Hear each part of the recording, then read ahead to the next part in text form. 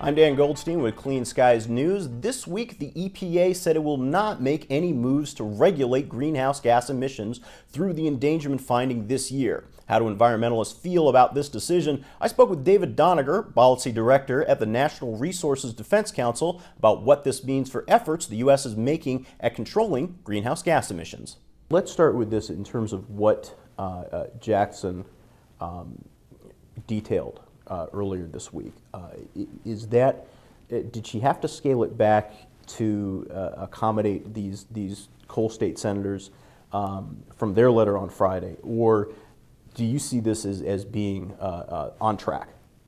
I do think it's on track. I think what the EPA proposed was to focus the new requirements for permits on the same kinds of big sources like power plants that have been subject to permitting for sulfur dioxide and other pollutants for decades. And the other things they heard from states was that they need some more time in order to conform their own state laws and rules and put themselves in a position to carry this program out.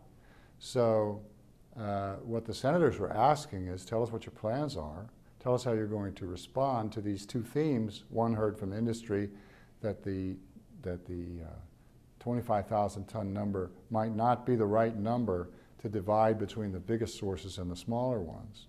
And the other theme from the states, that they needed more time to prepare. Let's talk about that 25,000 number, the tailoring rule. That was worked on last year and now comes close to being finalized.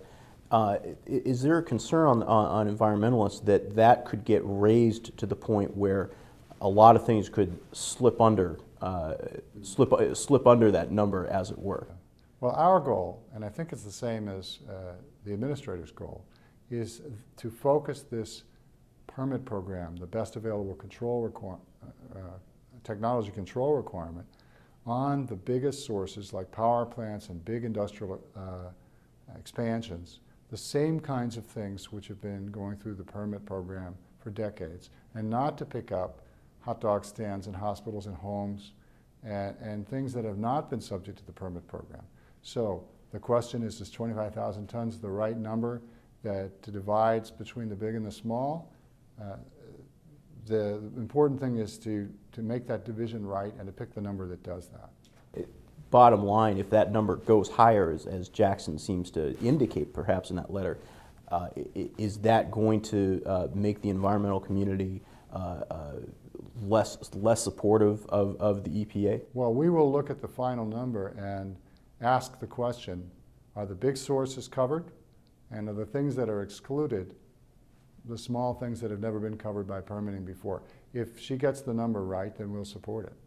What's the right? Do we have an idea? What's a wrong number? I guess in your view, what would be too high? Would the environmental community go to court to halt any effort like that? For example, like we know where the Clean Air Act is right now. We know that it says 250 tons, greater than 250 tons. Would the environmental community go to court and say you have to adhere to what the Clean Air Act says? I know of no environmental group that differs with the goal of the tailoring rule, which is to keep the New Source Review Best Available Control Technology program focused on the big sources of the same kind that have been covered in the past, but now for carbon dioxide and greenhouse gases. And so all these groups have expressed support for the tailoring rule. When the final numbers come out, we'll see whether it meets the bottom line. What's your expectation for these lawsuits? We've seen businesses and agriculture groups certainly yes, opposed against it. Is there a concern though? Is that if they say that their argument basically is that the Clean Air Act is the wrong vehicle? Is there a case to be made that if you have to tailor the Clean Air Act to 25,000 tons or better, doesn't that prove their point that saying that the Clean Air Act is not the right vehicle? No, the Clean Air Act is a good vehicle for dealing with global warming pollution. We support new legislation, but we also are very clear that the existing law, the Clean Air Act, covers carbon dioxide and the other heat-trapping pollutants, and it provides us the way to take a big bite out of global warming pollution, and it's the law of the land, and it should be followed. It was passed 40 years ago with the responsibility on EPA to follow the science and add new pollutants and establish reasonable controls when those new pollutants are determined to be dangerous. That's what the Supreme Court decision says. So it's perfectly reasonable, and what EPA is doing is following the modern science of climate change. The attack on the endangerment finding is fundamentally an attack on modern science. It's a science denial attack. It would be as though the Congress would repeal or the courts would overturn the Surgeon General's determination that smoking causes lung cancer. It's that simple. And this lawsuit by 16 different groups of Tea Party and right-wing organizations and states who have got leadership that are courting the Tea Party, and then a bunch of industry associations. Some of them have been opposed to addressing global warming for a long time.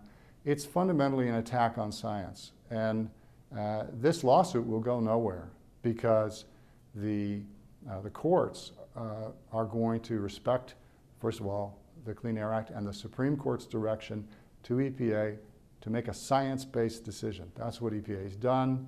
It rests on dozens of top-notch, high-quality science reports, and there's no way that the courts are going to overturn that. So this is really just a political act to add a veneer of legitimacy to the attack in Congress that's going on right now. That was David Doniger of the Natural Resources Defense Council. I'm Dan Goldstein, and you are watching Clean Skies News.